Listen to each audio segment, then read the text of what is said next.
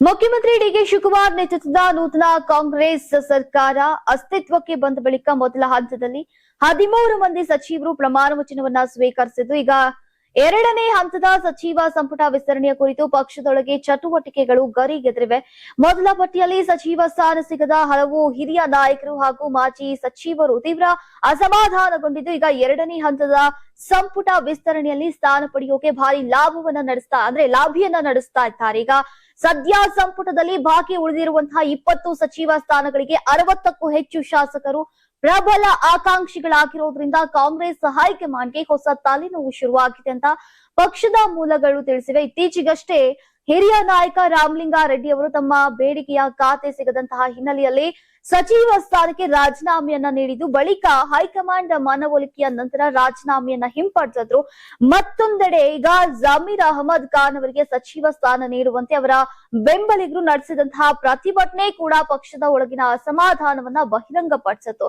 ಈ ಎಲ್ಲಾ ಬೆಳವಣಿಗೆಗಳ ನಡುವೆ ಈಗ ಸಚಿವ ಸ್ಥಾನಕ್ಕಾಗಿ ಆಕಾಂಕ್ಷಿಗಳ ಸಂಖ್ಯೆ ದಿನದಿಂದ ದಿನಕ್ಕೆ ಹೆಚ್ಚುತ್ತಾ ಇದ್ದು, ಈಗ ದೆಹಲಿ ಮಟ್ಟದಲ್ಲಿ ಲಾಬಿ ಚಟುವಟಿಕೆಗಳು ಜೋರಾಗಿವೆ ಅಂತ ಹೇಳಲಾಗ್ತಾ ಇದೆ. ಒಂದು ಸಚಿವ ಸ್ಥಾನಕ್ಕೆ ಕನಿಷ್ಠ 3 ರಿಂದ 4 ಮಂದಿ ಶಾಸಕರು ಈಗ ಪೈಪೋಟಿ ನಡೆಸ್ತಾ ಇರೋದು ಹೈಕಮಾಂಡ್ಗೆ ಸವಾಲಾಗಿ ಪರಿಣಮಿಸಿದೆ.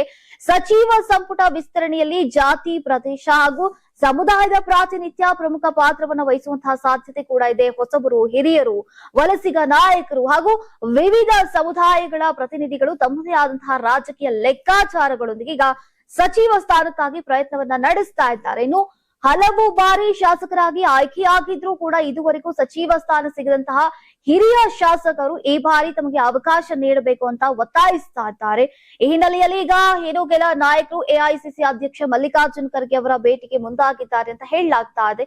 ಇತ್ತ ಮುಖ್ಯಮಂತ್ರಿ ಡಿಕೆ ಶಿವಕುಮಾರ್ ಅವರ ಆಪ್ತ ವಲಯದ ಶಾಸಕರು ಕೂಡ ತಮ್ಮ ನಿಷ್ಠೆ ಮತ್ತು ರಾಜಕೀಯ ಕೊಡುಗೆಯನ್ನ ಮುಂದಿಟ್ಟುಕೊಂಡು ಈಗ ಸಚಿವ ಸ್ಥಾನದ ನಿರೀಕ್ಷೆಯಲ್ಲಿದ್ದಾರೆ. ಮತ್ತೊಂದೆಡೆ ಮಾಜಿ ಮುಖ್ಯಮಂತ್ರಿ ಸಿದ್ದರಾಮಯ್ಯ ಅವರ ಬೆಂಬಲಿಗ ಶಾಸಕರು ಕೂಡ ತಮ್ಮ ಪ್ರಭಾವವನ್ನ ಬಳಸಿ ಸಂಪುಟದಲ್ಲಿ ಸ್ಥಾನ ಪಡೆಯೋಕೆ ಕಸರತ್ತನ್ನ ನಡೆಸ್ತಾ ಇದ್ದಾರೆ. ಈಗ ಜೂನ್ 18ರಂದು ನಡೆಯಲಿರುವಂತಹ ವಿಧಾನ ಪರಿಷತ್ ಚುನಾವಣೆಯ ಪ್ರಕ್ರಿಯೆ ಪೂರ್ಣಗೊಂಡ ಬಳಿಕ ಈಗ ಸಚಿವ ಸಂಪುಟ ವಿಸ್ತರಣೆ ನಡೆಯುವಂತಹ ಸಾಧ್ಯತೆ ಇದೆ ಅಂತ ಮೂಲಗಳು ತಿಳಿಸಿವೆ. ಸದ್ಯ 13 ಸಚಿವರ ಖಾತೆ ಹಂಚಿಕೆಯಿಂದ ಉಂಟಾಗಿರುವಂತಹ ಅಸಮಾಧಾನವನ್ನ ಈಗ ಶಮನಗೊಳಿಸುವಂತಹ ಕಾರ್ಯದಲ್ಲೇ ಮುಖ್ಯಮಂತ್ರಿ ಡಿಕೆ ಶಿವಕುಮಾರ್ ಹಾಗೂ ರಾಜ್ಯ ಉಸ್ತುವಾರಿ ರಣದೀಪ್ ಸಿಂಗ್ ಸುರ್ಜೇವಾಲಾ ಅವರು ನಿರತರಾಗಿದ್ದಾರೆ.